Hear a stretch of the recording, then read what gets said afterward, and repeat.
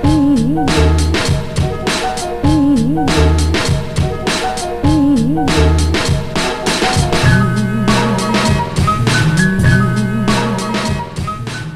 watching Cover to Cover, our guide to the Sikh and Punjabi books that you need to read. This week we're introducing The Assassination, Who Killed Indira G by Tariq Ali. This book was published in 2008 by Seagull Books and is available in a hardbound edition. This is not a work of non-fiction, it is a fictional account written as a screenplay by the author. This was one of a series of 4 plays that had been commissioned by a broadcaster looking at major assassinations that took place in South Asia. The productions never came to fruition, and Tariq Ali's work on The Assassination Who Killed Indira G was thus published as is in its original draft form as a screenplay. The work opens with a brief author's note followed by 78 differing scenes that make up this screenplay. This is not the kind of work that you would be expected to purchase and read as if it were bedtime reading, and it's certainly not close to reading a work of fiction like a novel. However, what it provides is the idea behind why this series was being commissioned in the first place, which is looking at some of the deeper political ramifications of these assassinations and perhaps conspiratorially considering what if there were deeper roots to the assassination, in this case, of Prime Minister Indira Gandhi on the 31st of October in 1984.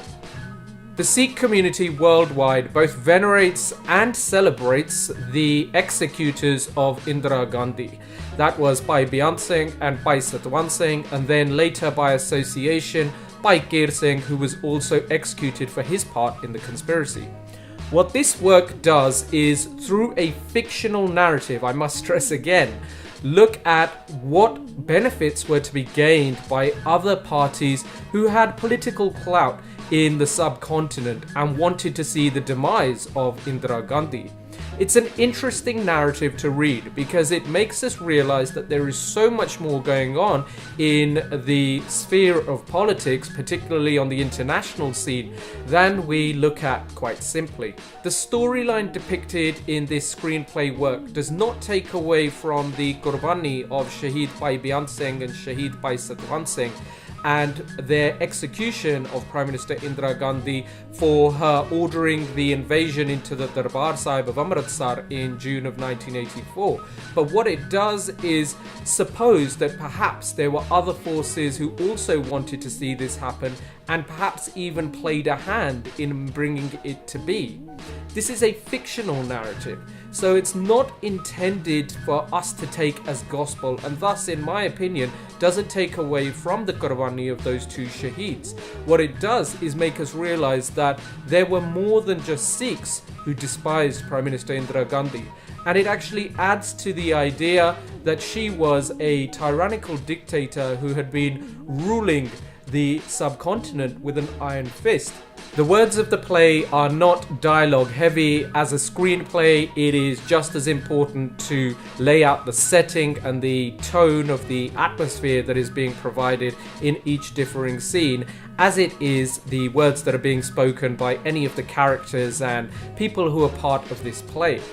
Now, I know some of you watching this might find that a fictionalized account that brings into question exactly who was behind the assassination of Prime Minister Indira Gandhi is insensitive, particularly to the Sikhs who suffered so much as a result of this particular execution.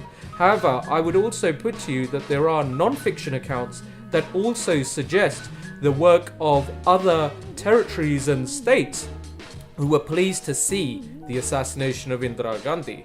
While nothing has ever been proven, it is erroneous of us, particularly in the modern day age in the 21st century with access to so much information, for us to presume that other states didn't have a take or a say in what was going on in the subcontinent at that time.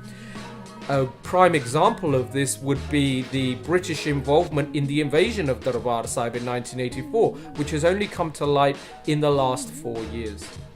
But that's our take on The Assassination, Who Killed Indira G by Tariq Ali, a screenplay fictionalized account. What do you think? Please leave us a comment below and share us your thoughts. Make sure you subscribe to our Naujawani YouTube channel for more cover to cover, our guide to the Sikh and Punjabi books that you need to read.